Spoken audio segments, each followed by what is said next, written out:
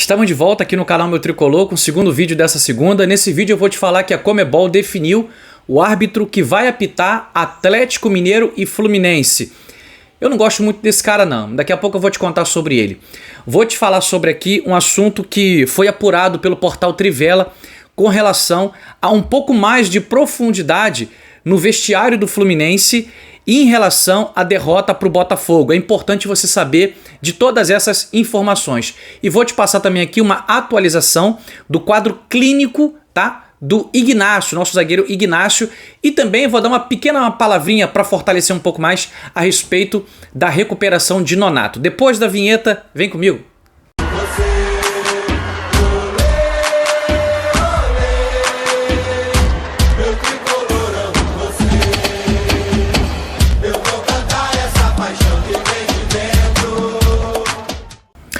Fala, torcida tricolor, sejam todos muito bem-vindos, esse é o canal Meu Tricolor.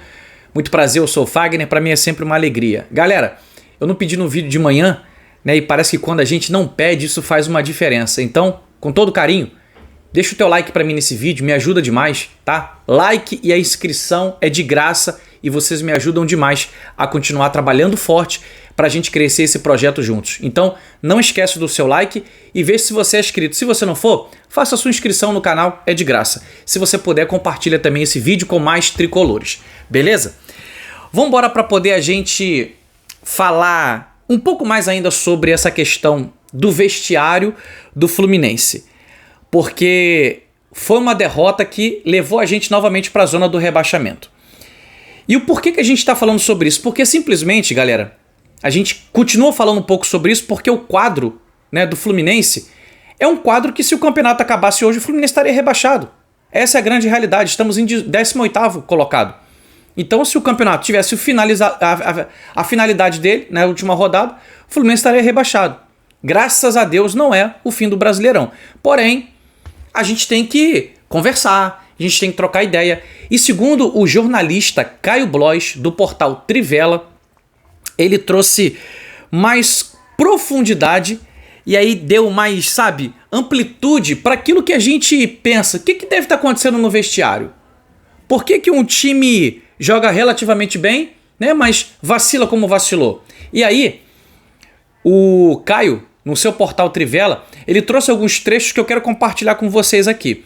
Um primeiro trecho foi uma fala do Mano Menezes que ele disse na coletiva de imprensa pós-jogo de Botafogo 1, Fluminense 0. Ele repetiu a fala que ele disse lá atrás. Ele disse assim: o momento da tabela exige simplicidade. Essa foi a frase que eu usei lá atrás. Ser o mais simples para ser objetivo. Sei que os jogadores têm muita qualidade técnica, mas sempre que houver necessidade de o líder do campeonato um chutão para frente, ele deu. Então, a simplicidade, ele é o fator para que você possa ter êxito na partida de futebol.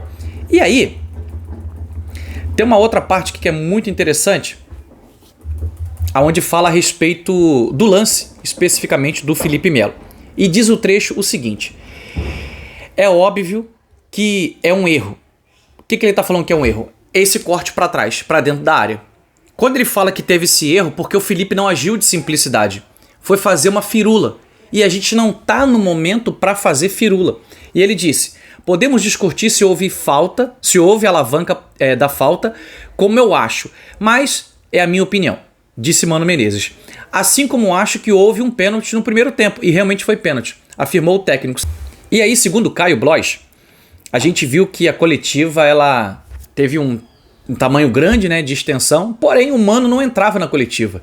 E a gente sabe que o Mano Menezes ele não demora a vir logo para a coletiva, assim que acaba o jogo ele vem logo e fala, né, dá aquele bate-papo lá no vestiário, mas só que a coletiva demorou. Demorou por quê? Uma outra parte aqui diz o seguinte, ó, o técnico demorou um pouco a mais a ir para a entrevista coletiva do que o costume. Isso porque, apesar das reclamações, os líderes do elenco pediram a palavra para discutir, mesmo de cabeça quente, os motivos da derrota. A situação na tabela pressiona, mas o ambiente interno é bom. Mano também falou e teceu críticas às opções de jogadas. Como disse na coletiva, o técnico cobrou simplicidade dos jogadores e citou os pontos perdidos nas últimas rodadas. Então, nós estamos vindo de 2 derrotas no Campeonato Brasileiro, contra a Juventude e contra Botafogo. Contra a Juventude a gente sai na frente e toma virada em 2 minutos. Ridículo. Um time da capacidade do Fluminense não pode perder dessa forma, desse jeito. E foi falhas nossas. Outra coisa é o gol que saiu. A falha do Felipe Melo. Aos 48, o jogo praticamente acabando. Era 1 ponto pro Fluminense ali contra o Botafogo. Um time forte que tá na liderança, brigando pelo título. E a gente simplesmente continuou falhando. E aí, o Mano, por ele ser um técnico que ele tá cobrando isso, pedindo isso à galera, gente, é o seguinte, a gente não tá podendo, sabe, dar espetáculo. A gente tem que entrar e vencer os jogos. Porque a gente tá numa fase perigosa. A gente tá numa situação na tabela que não nos permite a gente dar chapéu. Não permite. Então a gente tem que jogar o simples, o básico para poder vencer as partidas. Então, o Caio Blois do Trivela trouxe aqui um pouco mais de profundidade sobre esse caso que eu achei muito interessante estar compartilhando com vocês aqui. Então, as coisas estão, sabe, eu espero que tomando corpo e principalmente para que não haja essas falhas quarta-feira que vem agora. Porque quarta-feira que vem agora é jogo para ser, sabe, cirúrgico. Cirúrgico. É correr, é igualar na vontade contra o Atlético Mineiro e criar as oportunidades para ir no ataque e matar a partida. Simplesmente é isso. Falando desse jogo sobre Atlético Mineiro e Fluminense, na quarta-feira às 19 horas, a Conmebol, ela... Vou chegar pro lado aqui agora. Escalou esse árbitro aí, ó, para poder apitar Atlético e Fluminense. Vilmar Roldan, é esse mesmo. O árbitro que apitou o nosso título, né, da Libertadores, 2-1 em cima do Boca Júnior. Esse camarada, ele deu uma atrapalhada no Fluminense, porque já era pro jogo ter acabado, ele foi estendendo o acréscimo, se eu não me engano, deu 2 minutos a mais do que ele tinha prometido. Então, assim, um cara que eu não gosto muito dele não sei qual é a tua opinião sobre ele. E nesse ano, na fase de grupos, a gente venceu o Colo-Colo no Maracanã. Não, vencemos o Colo-Colo, no Maracanã vencemos, mas também vencemos o Colo-Colo no Chile, na casa deles. E quem apitou 1-0 lá foi o Vilmar Roldan. Então, assim, a gente vem de 2 vitórias com o Vilmar Roldan, né? A do título e essa contra o Colo-Colo. Eu espero de verdade que a gente possa continuar tendo sucesso na quarta-feira, com, mais uma vez, sobre o comando da arbitragem de Vilmar Roldan e que, cara, que a gente não possa ser mais prejudicado, né? A gente tá acabando de vir de uma partida onde a gente foi muito prejudicado pela arbitragem com a questão do Wilton Pereira Sampaio. Então, tomara a Deus que ele possa fazer uma arbitragem tranquila e isenta de qualquer problemas, tá? Deixa eu te atualizar aqui um pouco mais sobre a situação do Nonato. Ele postou nas suas redes sociais um agradecimento à torcida tricolor, disse que teve alta ontem à tarde e já está em casa se recuperando. Vou colocar para vocês aqui o print dessa mensagem do Nonato, que teve uma fratura no nariz, né? Mas graças a Deus já está bem, já está em casa, está se recuperando e a gente espera que ele possa voltar o quanto antes, beleza? E o assunto desse vídeo agora, para poder a gente finalizar, né? É sobre Ignácio, o nosso zagueiro Ignácio, que teve a mesma lesão do Diogo Barbosa, uma artroscopia no joelho. Essa lesão foi no dia 26 que ele realizou, né? Dia 26 de agosto. E segundo o nosso colega de canal, Vitor Lessa, ele trouxe uma atualização sobre o quadro. Eu vou ler aqui para vocês, essa matéria está no site Netflu. Ignácio já pode realizar alguns trabalhos com bola durante esta semana. Semana que começa hoje lá no CT Carlos Castilho com treinamento, né? Mas assim, já vou adiantar vocês. Tá fora da partida de quarta-feira, tá? Ele tá numa transição para poder começar a treinar com bola. Vou te passar aqui, provavelmente, quando eu acho que ele volta, para a gente poder ter uma noção aqui. Reforço contratado pelo Fluminense no meio do ano e fora de combate por conta de uma lesão no joelho esquerdo, Ignácio segue em recuperação após ter passado por uma artroscopia no dia 26 de agosto. Em seu canal no YouTube, Lessa trouxe informações a respeito do quadro do jogador. De acordo com o repórter, Ignácio está em transição para os trabalhos em campo e nesta semana já existe a expectativa que possa realizar algumas atividades com bola. Ainda é cedo, porém, para dizer quando terá condições de voltar a atuar pelo time. O que eu posso te dizer aqui?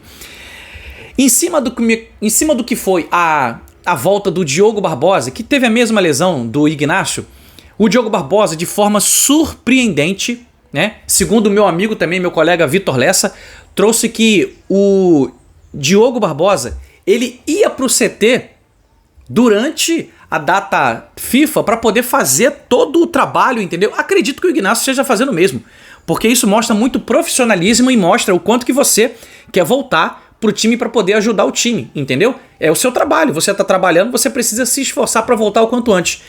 E a partida contra o Atlético Mineiro na semana passada, pela Libertadores, o Mano Menezes escala o Diogo Barbosa e deixa o Marcelo no banco de reserva. E eu falei, Diogo Barbosa já voltou? E a gente pensava que ele ia voltar um pouco mais pra frente.